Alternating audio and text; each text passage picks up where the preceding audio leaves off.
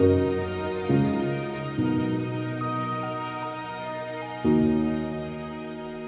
est finalement dans ce monde moderne depuis l'après-guerre, enfin, au milieu du XXe siècle, un peu tourneboulé par tout ce qui se passe sur la planète, ces nouvelles communications planétaires, cette capacité de se déplacer, les modes de vie qui ont considérablement évolué. Mais néanmoins, il faut quand même manger 3 fois par jour. De même qu'il faut dormir, enfin il y a les besoins essentiels de l'humanité, d'être abrité, de dormir, de manger, de pouvoir être en santé, voilà. Et on a beau faire, cette question, elle est encore au cœur de nos vies. Simplement, elle est devenue un peu secondaire. Et voilà, il y a des grandes surfaces, il y a une profusion alimentaire qu'on connaît depuis les années 60-70. Et on ne s'inquiète plus trop de ça, c'est devenu assez minoritaire dans le budget des familles, se nourrir. C'est devenu un peu utilitaire dans des journées souvent très chargées où ben, tiens, il faut manger vite fait un sandwich ou vite fait une petite salade à côté du travail, de la rencontre, des loisirs, des écrans, enfin tout ce qui nous prend. Mais c'est quand même toujours au cœur de nos vies. Et cette alimentation, quand on prend le temps de s'arrêter pour en voir tous les enjeux, eh ben, c'est des questions agricoles, c'est des questions de logistique, c'est des questions économiques et socio-économiques, c'est des questions d'éducation, c'est des questions climatiques, c'est des questions relationnelles, émotionnelles. Enfin, l'alimentation, c'est un ensemble très complexe. Et notre point commun à tous, c'est qu'on a chacun, avec toute légitimité, une culture alimentaire, qu'on a une histoire chacun, de ce qu'on a mangé depuis qu'on est petit, on a des certitudes, des croyances, des habitudes. Et en ce moment, on est bombardé de questions autour de manger équilibré, manger durable, manger local, manger de saison. Et on voit que c'est quand même un sujet qui est au cœur d'énormément de problématiques et d'actualités. Il n'y a pas un journal d'information qui ne va pas parler d'un des sujets que j'ai évoqués là. On est tous un peu, comment dire, provoqués au cœur de nos vies, nous demander mais ce serait quoi bien manger pour moi?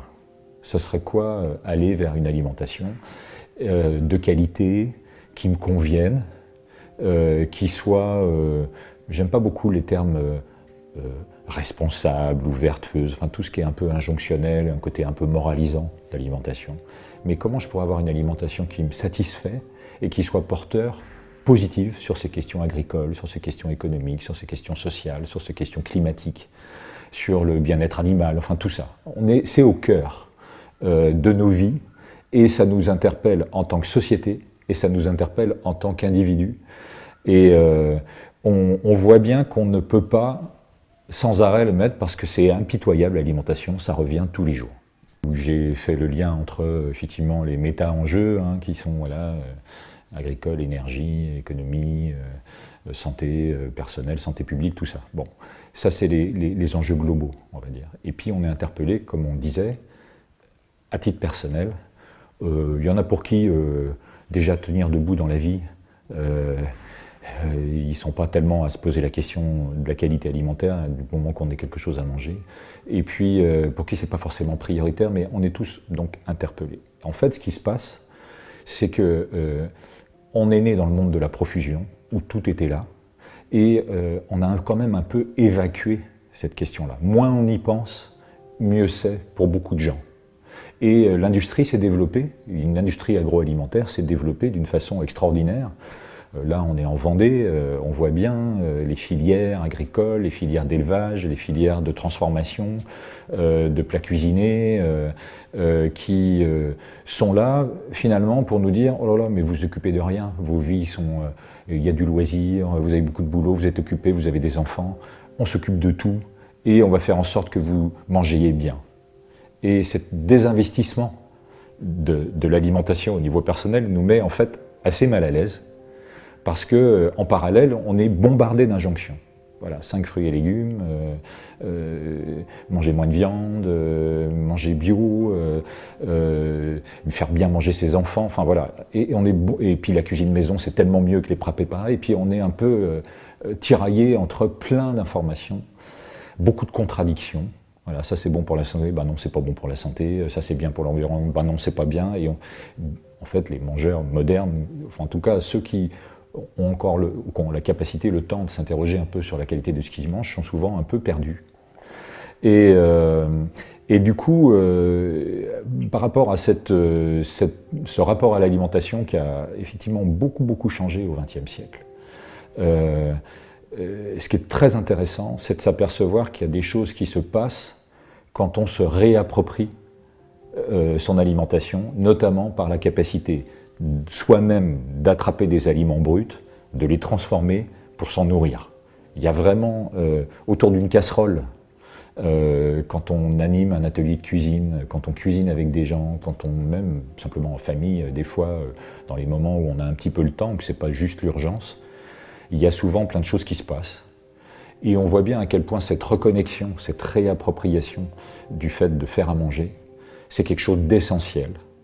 Et que, bon, c'est super, les recettes gastronomiques, les top chefs, les machins comme ça, ouais, ça peut contribuer à cette resensibilisation, on va dire, sur la qualité alimentaire, mais qu'au fond, il y a quelque chose surtout qui se passe quand on retransforme et quand on a une espèce de cette continuité qui fait que, tiens, je sais d'où vient ce produit, je sais comment il est arrivé jusqu'à moi. Des fois, j'aime bien avoir le visage ou la personne qui est sur le marché, de voir la personne qui fait ses fromages de chèvre ou qui fait cette charcuterie ou ses légumes, les entendre parler. Il y a une espèce de relation de confiance qui est déjà une résolution des certains malaises qu'on a et de défiance par rapport à l'alimentation moderne, de retrouver ce lien, et puis de recommencer à cuisiner soi-même, qui nous donne envie, quand on a vécu cette émotion, de le faire peut-être un peu plus qu'avant, même si on n'a pas le temps, puis de changer quelques lignes dans sa vie, et puis de s'apercevoir que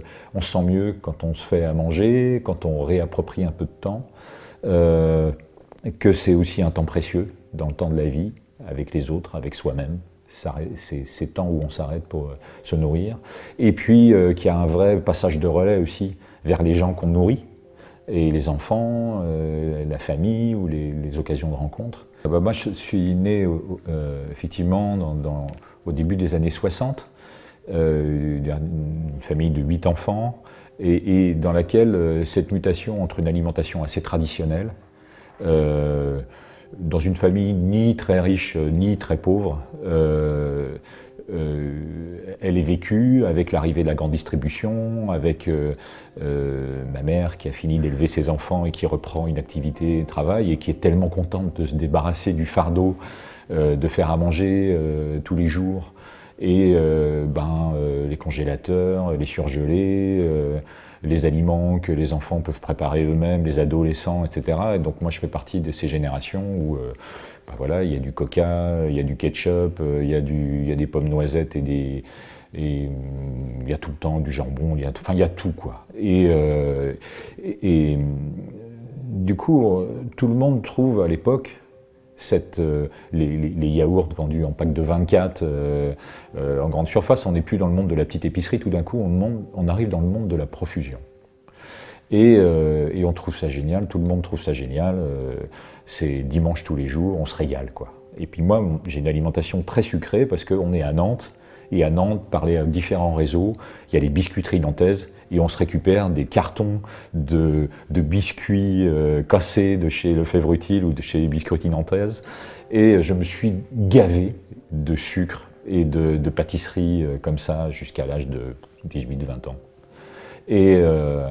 Et voilà, ça c'est mes origines, on va dire, au niveau alimentaire, c'est d'avoir connu peut-être les premières générations d'adolescents à avoir connu cette profusion.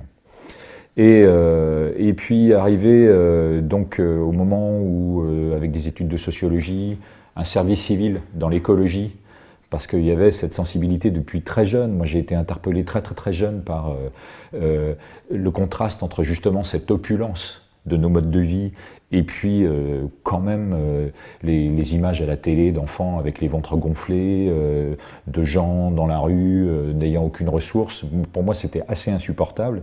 Et quand j'arrive au moment de faire ma vie active, ces questions-là remontent, avec aussi l'écologie qui m'a interpellé dès qu'on a vu un premier candidat écologiste et qu'on a vu des premiers reportages sur l'environnement dans les années 70 à la télé, j'ai tout de suite été interpellé par ça. Et donc, derrière mes études de sociologie, c'est un service civil dans une association, les Amis de la Terre, qui m'a vraiment connecté avec les questions d'agriculture, de qualité de l'eau, de complexité d'ailleurs pour les agriculteurs, de réussir à sortir de systèmes industriels avec beaucoup qui décrochent parce qu'ils n'y arrivent pas, ils sont trop endettés, trop poussés dans des investissements qui ne leur permettent pas d'avoir une activité durable. Et puis on commence à avoir les premiers problèmes d'environnement, avec des terres qui n'absorbent plus les eaux de pluie, des manques de haies, à quel point que dans les années 80, on voit déjà des quarts d'agriculteurs venir observer qu'est-ce que c'est une haie et l'impact d'une haie au bord d'une prairie dans le pays de Châteaubriand, pour essayer de réfléchir comment remettre des pratiques un petit peu plus vertueuses. On voit des impasses au niveau agricole. Et puis je commence à rencontrer des gens qui sont aussi très concernés par ces questions alimentaires et qui mangent très simplement, plutôt bio, même s'ils ont des petits revenus. Et que, évidemment, dans cette alimentation, il n'y a pas forcément de la viande tous les jours. Il n'y a pas forcément les charcuteries, les fromages, les crèmes aux œufs à tous les repas ou quasiment, achetés au plus bas prix en grande distribution. Il y a faire pousser des légumes dans le jardin ou de se regrouper avec d'autres pour acheter des légumes à un producteur local. Il y a faire venir ensemble des meules de fromage qu'on partage. Il y a des choses comme ça et ça m'interpelle. Et puis il se trouve que dans mon parcours personnel, j'ai fait du yoga quand j'avais 20-22 ans. J'ai commencé et du coup ça m'a un peu connecté avec la cuisine végétarienne. Et puis tout ça à un moment ça confronte parce que je vois des lieux de vie incroyables où, notamment la maison autonome à Boisdon-la-Rivière, qui est un lieu un peu emblématique dans l'Ouest, où il y a déjà de la pédagogie autour des chauffe-eau solaires, autour de jardins familiaux, autour de maisons bioclimatiques faites avec des petits budgets, sans que ce soit de l'autarcie, où il y a vraiment de la relation sociale, de l'ouverture.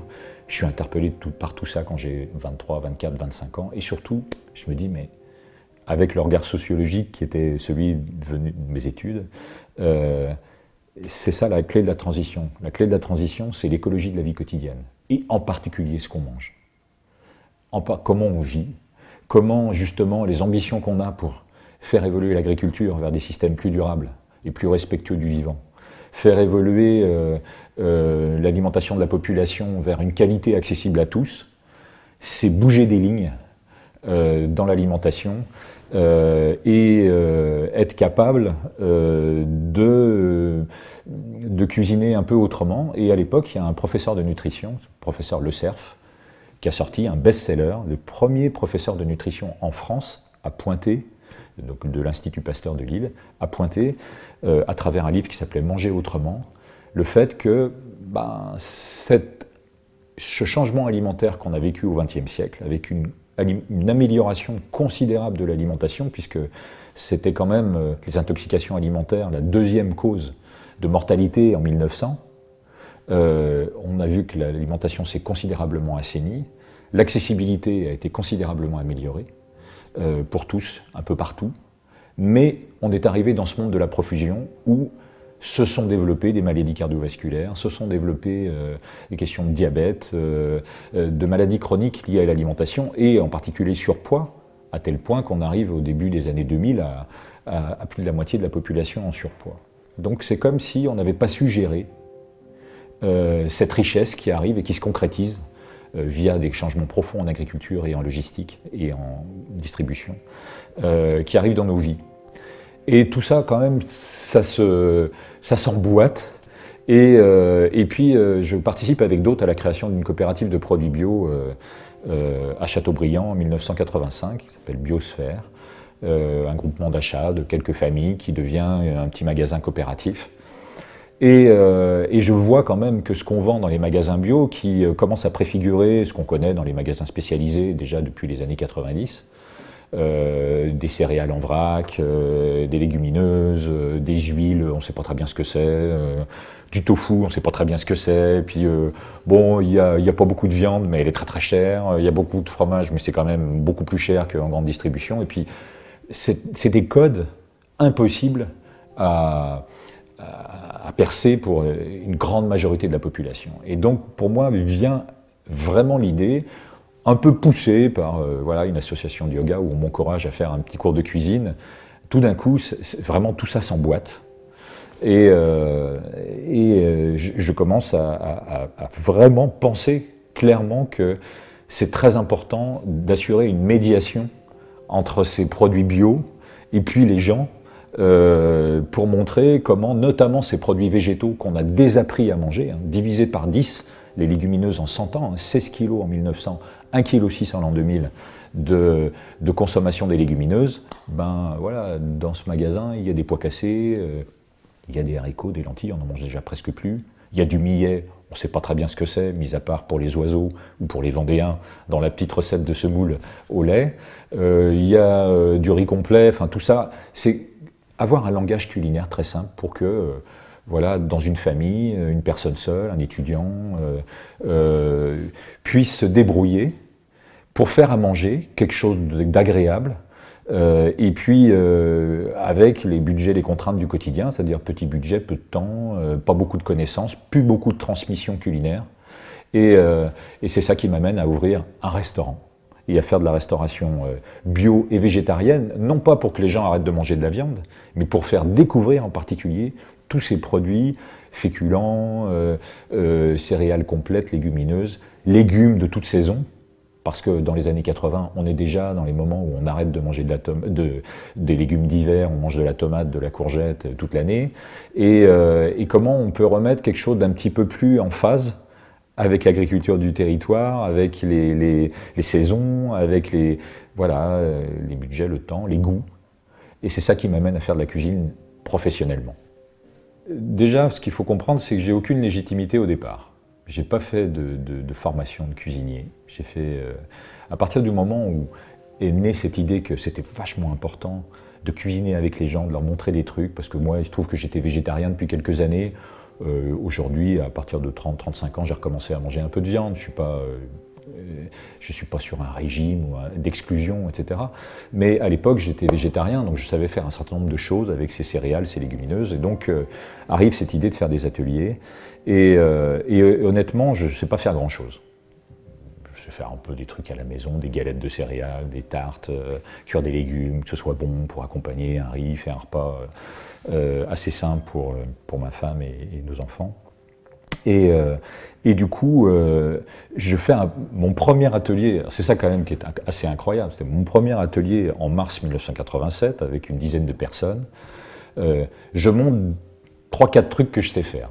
Un petit entremets avec un lait animal ou végétal, ou les deux moitié-moitié, avec un peu de gélifiant, un parfum. Et on fait soi-même l'entremet plutôt que d'acheter un sachet tout prêt. Et puis, on fait cuire une céréale, c'est du millet, qui a vraiment une histoire très intéressante à remonter, parce que quand on commence à raconter ça, on voit les yeux des gens qui s'ouvrent. Et puis, apprendre à bien cuire du millet. Et puis de faire une jardinière de légumes avec, et la jardinière de légumes, ben, c'est un assortiment de légumes que j'ai mis dans une casserole, sans eau, sans matière grasse, par couche, avec ce qui doit le plus surcuire au fond, des légumes bulbes qui vont parfumer l'ensemble, hein, les oignons, les fenouils, les poireaux, enfin tout ce qu'on met. Et puis après des légumes un peu juteux, puis des légumes un peu plus secs, les racines. Donc les juteux, c'est les fruits, légumes racines, et puis légumes feuilles. Voilà, je pioche 7-8 légumes que j'associe comme ça dans une jardinière, comme je fais des fois à la maison, bien qu'à la maison on fait souvent plus simple. Et l'idée c'était de montrer un principe de cuisson, qu'est-ce que ça veut dire d'étouffer des légumes pour qu'ils cuisent dans leur jus et dans leur vapeur, avec juste un peu de sel, un petit aromate, et comment ça peut fonctionner. Et puis un peu de crudité, puis voilà, les crudités, le millet, le machin, des pois cassés pour compléter en protéines le repas, et puis ce dessert. Et je suis, n'étant aucunement légitime en tant qu'enseignant de cuisine, je suis juste scotché par le retour de gens qui disent « Oh là là, ces légumes sans eau, sans matière grasse, cuits dans leur jus et leur vapeur, c'est incroyable le goût, il n'y a même pas besoin de mettre un morceau de beurre. Et puis le millet, là, en mettant un peu d'huile d'olive, quelques noix, et puis un peu de persil, ça va, c'est super. Et tout ça, ça fait comme un couscous à la vendéenne. Vous voyez, millet, légumes, et puis derrière, et je suis juste cueilli par le retour des gens. Et puis derrière, je fais 2-3 stages dans des restaurants pour comprendre un peu l'organisation, etc. Puis je commence à ouvrir un petit restaurant de 20 places, de 50 places, et contre toute attente, parce que je ne suis pas du tout un grand chef. Moi, je fais une cuisine plutôt... On se reconnaît avec des collègues autour de la notion des cuisines nourricières, c'est-à-dire une cuisine dont la première vocation, c'est de nourrir simplement, économiquement, les gens avec... pas que ce soit bon, mais sans sophistication d'apparat, de gastronomie sophistiquée. Et je commence à faire ça, et contre toute attente, en février 88, le restaurant, il est plein, très plein, tout de suite, à point qu'on, pour 20 places, on se retrouve à faire des fois 35, 40, 45 couverts le midi, avec encore 20 personnes qui ne peuvent pas rentrer. À une époque où végétarien et bio, c'est pas du tout la mode. Et ça, ça ancre, ça consolide en fait cette envie de montrer, de transmettre, qui fait qu'en 89, ça devient un plus gros restaurant de 50 places, centre Nantes, et puis que j'y fais aussi des cours de cuisine certains soirs, et puis je commence à circuler dans les régions, et puis dans les années 90, je commence à intervenir aussi pour les cantines, parce qu'il y a des projets d'ordre éducatif, social et agronomique dans le sud de la France, qui consistent un peu à faire du lien pour qu'on accompagne des agriculteurs à passer en bio, et qu'au lieu que ce soit pour exporter, ça profite aux enfants des écoles, et d'une manière qui fait que c'est du bio pour tous. Et il y a un moment donné, toutes ces questions-là font sens, et c'est ce sens qui me porte.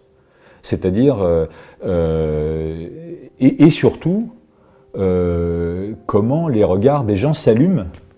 Voilà, on met que des légumes, en ayant épluché le moins possible, en ayant compris un peu les propriétés de chaque famille, ensemble. On met la main sur le couvercle, on rigole tous à mettre, ouais, je lève la main droite et je dis, je le jure, sur le couvercle froid, et puis on met feu fort pendant quelques minutes, et puis on comprend qu'au bout de quelques minutes, quand le couvercle est chaud, c'est plein de vapeur, et qu'on ne va pas ouvrir, on va laisser cette vapeur faire le travail de cuisson, et que les goûts vont fusionner, bien meilleur que dans une cuisson à la vapeur d'eau. Alors c'est bien aussi la cuisson à la vapeur dans un couscoussier, mais là c'est vraiment quelque chose qui met en valeur des bons légumes, etc. C'est très économique, c'est très simple.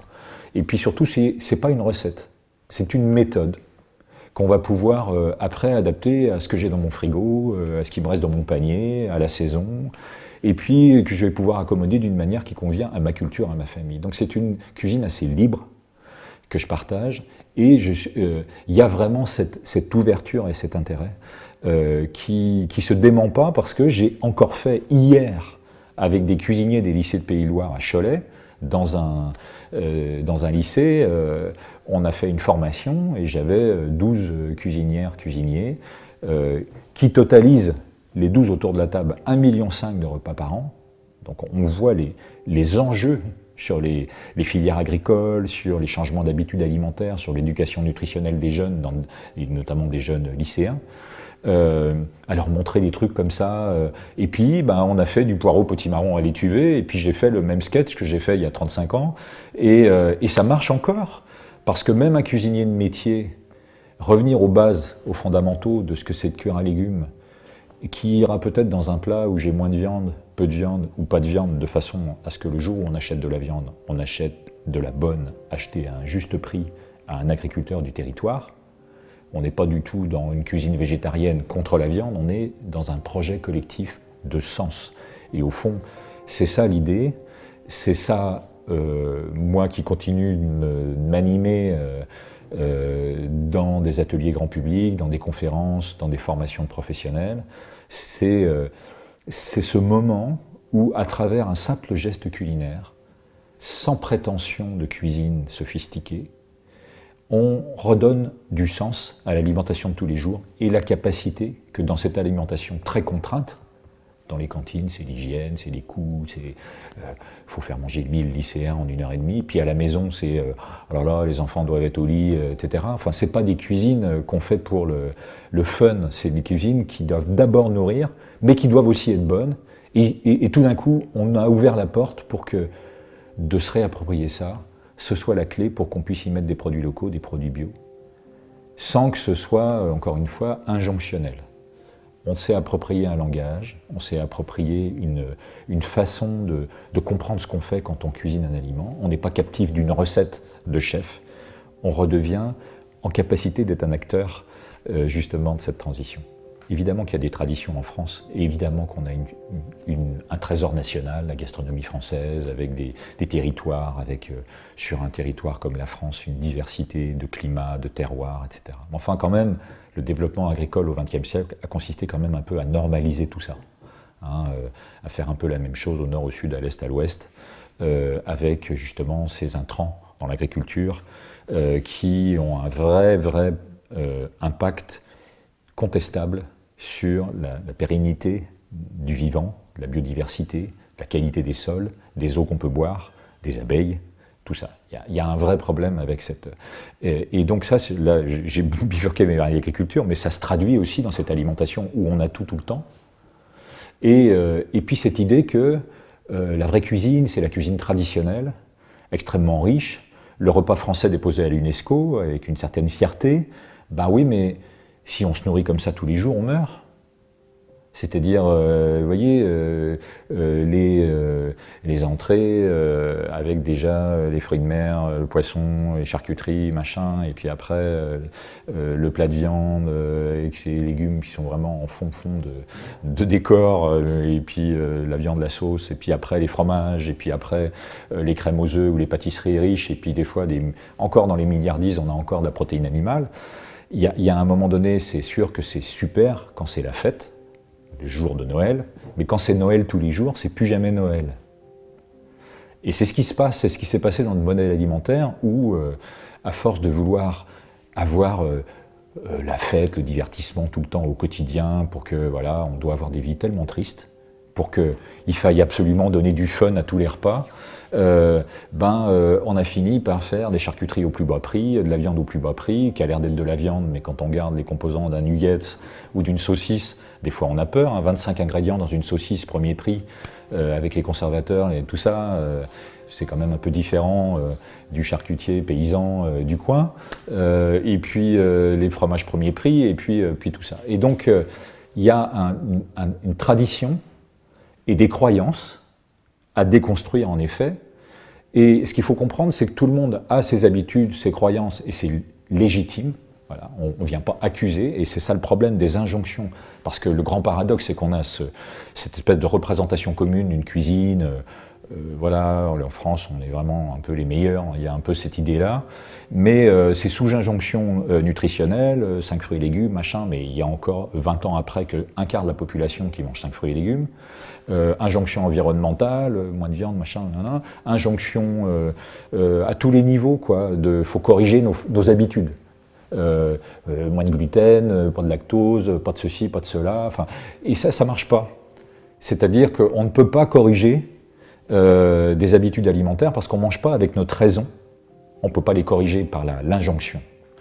Parce qu'on ne mange pas avec notre raison, on mange avec notre culture. Voilà, on a grandi là-dedans, un repas c'est comme ça, à table c'est comme ça, et puis moi, si j'ai pas ma viande ou si j'ai pas ceci, j'aurai faim, et puis la viande c'est pour des protéines, c'est pour les muscles, et si j'ai des muscles j'aurai des forces. Tout ça c'est à déconstruire. Et c'est ce qu'on fait dans une formation avec des particuliers ou des professionnels. Je commence à raconter des histoires autour d'une table où il y a des petites graines qui nous parlent de pourquoi il y a une fève dans les gâteaux au mois de janvier, et c'est quoi l'histoire de ça, c'est passionnant à remonter, pourquoi le sarrasin qui vient à l'origine de Chine-Sibérie arrive en Bretagne avec la fierté de la galette bretonne qui nous a été amenée parce que c'est une graine qui a une peau noire par les gens qui avaient la peau noire. Voilà, je commence à raconter des histoires autour de ces graines, et déjà, au lieu d'être dans l'injonction, on est dans l'ouverture.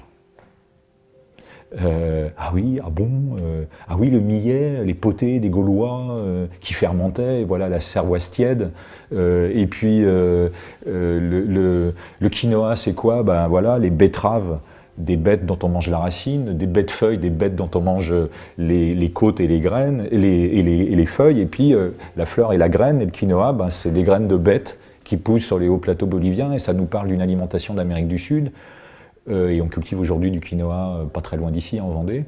Et tout d'un coup, quand on commence à se réapproprier culturellement et à mettre des histoires, à raconter des récits, en fait, sur ces aliments, on n'est plus dans la contrainte, on est dans l'ouverture. Et puis après, on commence à cuisiner. Et puis surtout, autour de ces graines, je demande aux gens, bah alors, c'est quoi les protéines? Alors j'ai toujours droit. C'est pour les muscles, ça donne des forces, enfin toutes les représentations qui fait que on est très attaché à notre tradition, etc. Et que sans la tradition, bah, on va être privé. Il faut faire du sans viande, il faut faire ceci, comme s'il fallait être vertueux, et que c'est ça qui allait changer la donne, par exemple pour le climat ou pour le bien-être animal. Mais non, ça passe pas comme ça. Ça se passe par, bah tiens, regarde, en Inde on mange du riz et des lentilles, dans le Maghreb on mange du couscous et des pois chiches, et puis en Vendée on fait du pain et on tartine dessus des mogettes, et jusque dans les campagnes, jusque dans les années 60, c'était tous les jours.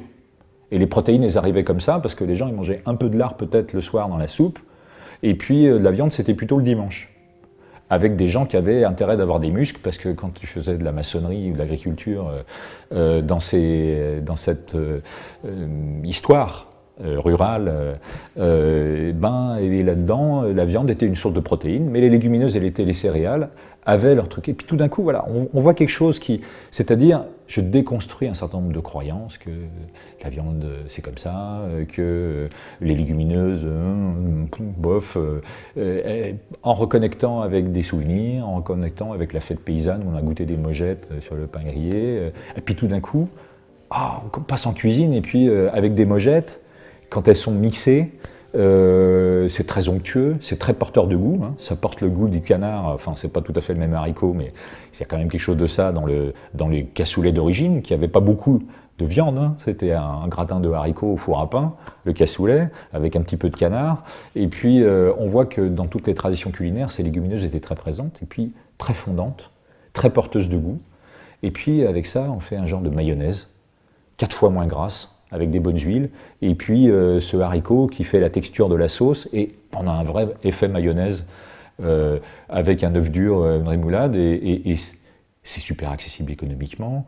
et c'est super intéressant pour les agriculteurs qui se remettent à cultiver ces haricots, parce que il y a un vrai enjeu agronomique et territorial là-dessus. Et puis, on commence à faire des expériences, un gâteau au citron, un gâteau à l'orange, un gâteau au chocolat avec du pois chiche ou de la lentille. Et puis, le millet. Volontairement, je parle du millet et de la mojette, on est en Vendée. Et c'est des trucs qui ont une histoire, quoi. Et j'ai appris à faire cuire du millet, puis... voilà, je l'ai étalé dans un tupperware à la maison, j'en avais fait un peu trop, puis je rentre, je suis pressé, dans 2 jours, je commence à faire simplement un petit œuf, un peu de yaourt, et puis je fais des petites galettes de millet au four qui sont prêtes en 5 minutes, qu'on peut transformer en pizza ou qui peut faire le repas avec les enfants, et tout d'un coup, on commence, pareil, à travers une ouverture, et certaines fois c'est de la déconstruction, mais certaines fois c'est aussi une expérience qui est à la fois cognitive, sensorielle, technique, comment ça cuit. Et on a emmené les gens vers quelque chose où tout d'un coup il y a un monde de possibles qui s'ouvre. Ça peut être aussi pour moi, c'est pratique, c'est bon, mes enfants ils aiment, mon conjoint, ma conjointe, ça passe dans notre budget. Et puis tiens, mais le millet, il vient de Pétos ou de Machecou, et puis voilà, on a remis ça en culture, et tout ça, ça a du sens, c'est-à-dire que ça nous réancre sur nos territoires.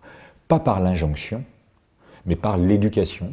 Et surtout, il y a quelque chose qui est en train d'émerger à travers ça, c'est que, au fond, plus que de manger comme ci ou comme ça, avec toujours cette notion un peu moralisante, un peu stigmatisante vers ceux qui aiment la viande légitimement, ceux qui aiment le fromage légitimement, qui aiment la cuisine traditionnelle, au lieu de les accuser, on crée des possibles autour d'une vision commune de ce que ce serait que de bien manger.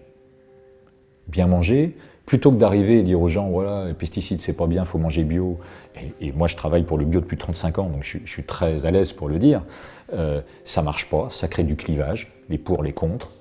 Dire qu'il faut faire du végétarien parce que trop de viande, trop de machin, changement climatique, épuisement des ressources, pareil, ça marche pas, ça crée du clivage pour ceux. Par contre, quand on demande aux gens, mais alors ce serait quoi bien manger pour toi? Eh ben, j'ai encore fait hier avec mon groupe de cuisiniers, je l'ai fait au moins 7 ou 8 fois dans la quinzaine passée, avec différents groupes, un peu partout en France. Et j'ai des mots qui sortent. Voilà, il faut de la convivialité, il faut que ce soit beau, il faut que ce soit bon, il faut que ce soit rassasiant, il faut que ce soit équilibré. Moi j'aime bien savoir d'où ça vient, il faut que ce soit de saison, il faut que ce soit varié. Enfin, on a des mots qui arrivent comme ça, et quand on fait une synthèse de ça, on s'aperçoit que c'est très convergent chez tout le monde. Tout milieu confondu, même si ce n'est pas exactement les mêmes mots, ça dit la même chose. On préfère les produits frais. On préfère bien digérer. On préfère quand c'est chaleureux et convivial plutôt que chacun dans son coin devant son écran. On préfère que ce soit varié plutôt que tout le temps la même chose. On préfère que ce soit bien cuit plutôt qu'une viande qu'on l'ait payée cher ou pas cher, qu'elle soit toute sèche et fibreuse. Et quand elle est juteuse parce qu'on n'a pas dépassé la température. Voilà. Et au fond, toutes ces valeurs-là sont très inclusives. C'est ça le bien manger. Et commencer à attirer l'attention de tous sur le fait que bien manger, c'est des bons produits, transformer de la manière qui les respecte au mieux. Donc plutôt que des recettes, c'est d'apprendre à qu'est-ce que c'est cuire, qu'est-ce que c'est d'associer, qu'est-ce qui nous permet de mettre moins de sel ou moins de gras, mais du bon. Voilà. Comment ça peut être varié et comment on a du plaisir à manger ça. Donc des bons produits, du soin culinaire, de la diversité, et puis du plaisir, un côté fonctionnel dans la vie de tous les jours, simple, accessible, chaleureux, où je comprends ce que je mange et où on ne m'oblige pas à manger un truc, c'est quoi cette graine. Tout d'un coup, il y a quelque chose qui fait que tout le monde se rejoint, et qui se rejoint en cuisine. Parce qu'on a appris, on a découvert ensemble un truc qu'on va manger ensemble, qui est incroyable parce que ça loge dans ma vie, ça loge dans mon budget. Tout d'un coup, j'ai compris un truc qui réveille des souvenirs, qui me donne envie de le faire un peu autrement. Et ça y est, et c'est ça le trou noir dont je parlais pour la transition, c'est cette magie du moment où le produit agricole, le comestible, devient mangeable. C'est-à-dire comment ces choses-là rentrent dans ma vie à travers une cuisine. Alors bien sûr, les industriels auront encore un rôle à jouer pour faciliter cette accessibilité, etc. Mais quand même, aujourd'hui, on s'aperçoit que dans beaucoup de secteurs de la population, on aimerait bien qu'il y ait le circuit le plus court, avec le sol vivant, pas loin d'ici. Des fois, consciemment, ce n'est pas forcément la priorité dans la vie des gens, mais quand on les connecte à ça, quand on les emmène sur une ferme, il y a quelque chose qui se passe.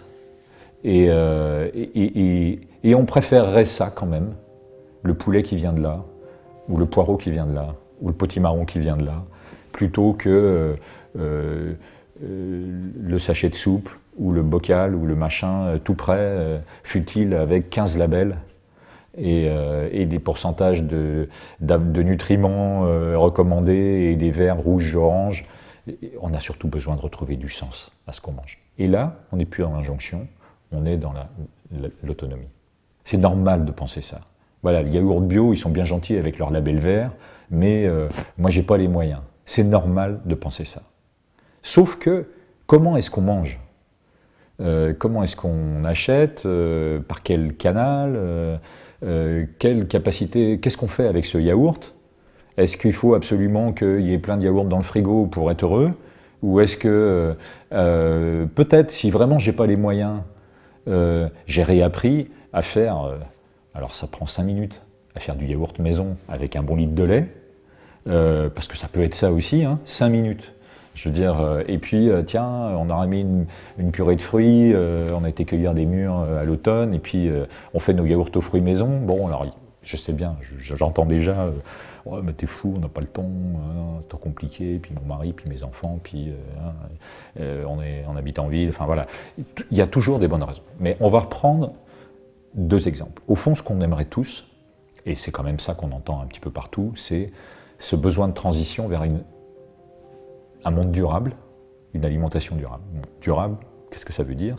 Ça a peut-être été un peu galvaudé, mais ça veut dire quelque chose qui marche sur le plan de l'humain, de l'économie, des systèmes sociaux, voilà, quelque chose qui nous permet de lier tout ça. Et quand on regarde l'alimentation durable, c'est quelque chose qui est bon pour la santé, la nutrition, enfin voilà, pertinent. C'est quelque chose qui soit bon pour la biodiversité, le climat, les sols, enfin l'environnement, voilà. Quelque chose qui soit bon pour les systèmes sociaux, et économiquement accessible, et bon pour préserver les sociétés rurales, etc. Et puis bon pour, enfin surtout acceptable culturellement.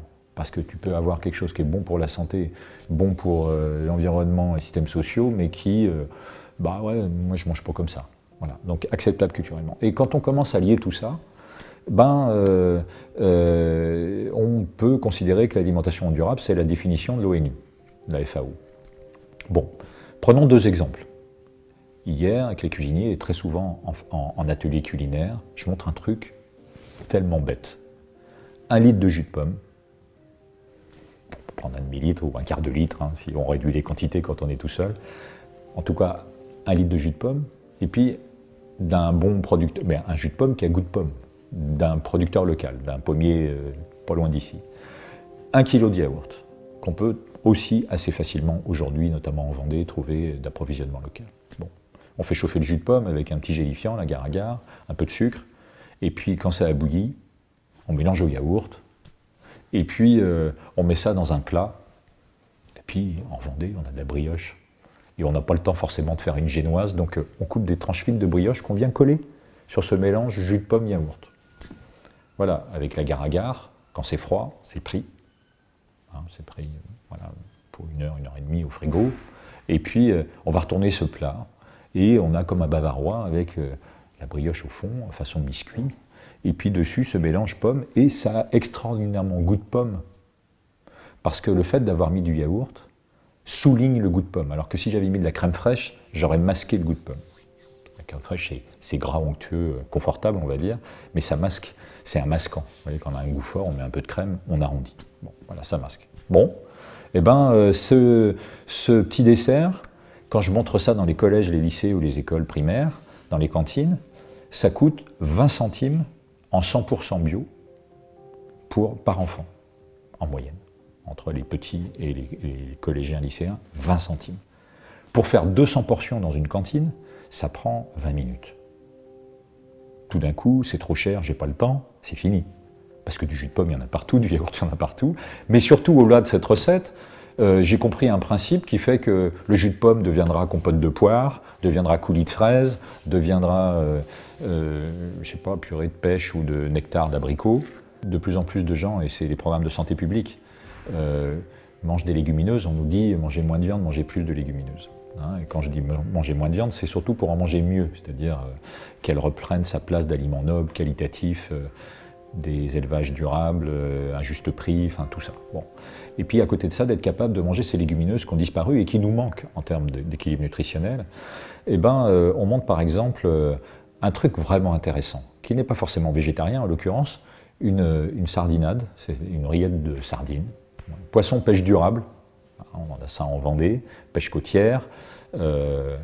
Et puis on fait préparer des parents ou des cuisiniers professionnels une petite rillette dans laquelle, au lieu de mettre 70% de poisson et 30% de beurre, parce que tu comprends, c'est ça la recette gastronomique de la rillette de poisson, on met 28% de sardines, pêche durable, 40% de mojettes cuites, écrasées à la fourchette, une purée de mojettes, un peu d'une bonne crème fraîche, 12%, ça nous permet d'acheter de la bonne crème fraîche au lieu de 30% de gras, un peu d'échalote et de jus de citron.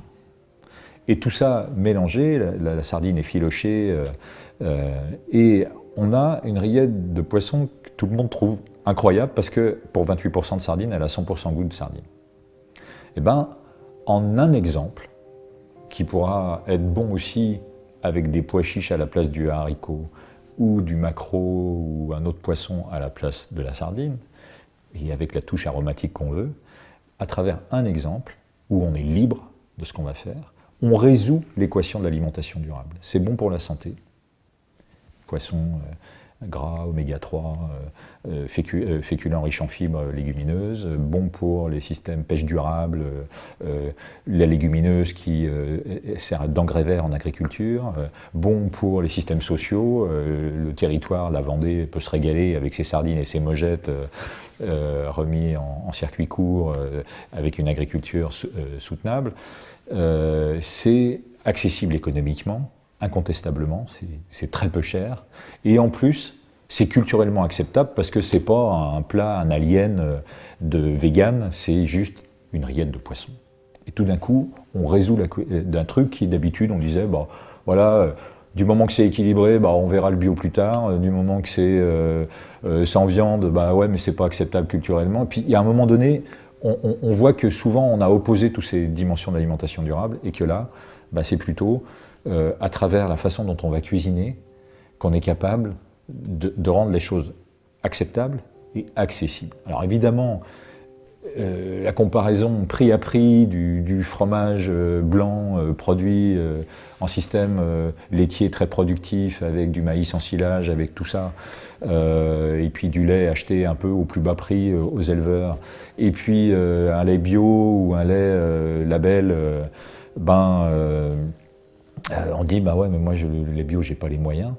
Mais quand on commence à bouger les lignes dans nos habitudes culinaires, et de s'apercevoir qu'il y a toujours du plaisir, et que c'est vachement bon, que c'est plutôt moins cher que le produit standard, même si on a utilisé des produits de qualité, il y a un espèce de choc qui se passe dans l'expérience, ensemble, à cuisiner, et qui nous dit qu'effectivement, aller vers cette transition, aller vers cette accessibilité, c'est d'abord une question d'éducation. C'est une question de logiciel culinaire, c'est plus la cuisine de fête gourmande, compliquée, grasse, qui nous laisse quand même le dimanche après-midi un peu lourd l'après-midi, mais quand on travaille en semaine, c'est le temps ordinaire, on a besoin de pouvoir être alerte et digérer, et puis quand c'est tous les jours, ben, c'est là qu'on a la santé qui arrive aussi. Et donc au lieu des cuisines, je dirais, d'exception, c'est vraiment d'arriver à réenchanter ces cuisines de tous les jours, qui doivent être bonnes, il doit y avoir du plaisir, mais ce n'est pas le même plaisir que la cuisine de l'extraordinaire, celle qui nous sort, parce que c'est exceptionnel, du temps ordinaire de la vie. Et ça, c'est la gastronomie. Et vouloir faire la gastronomie tous les jours, comme on a les plats cuisinés à longueur de rayon dans les supermarchés, c'est fini ça. On a vraiment besoin d'autre chose aujourd'hui. On a une aspiration à retrouver du sens.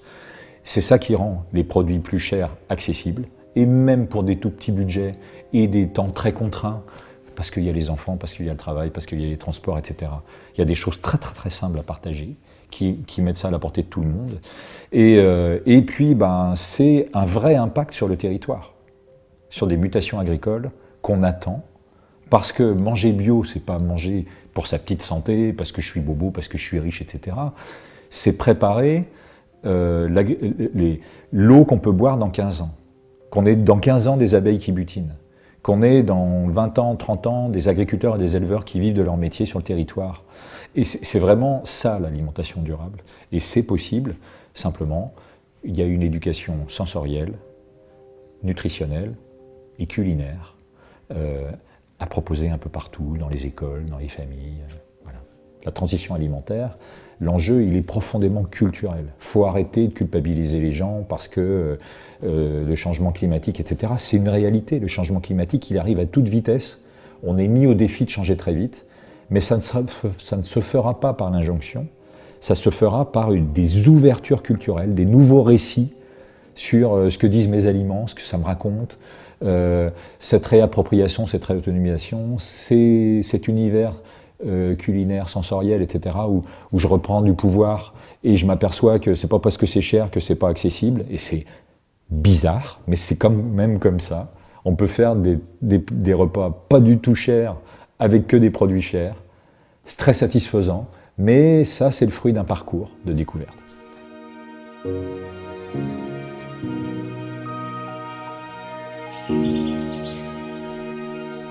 you.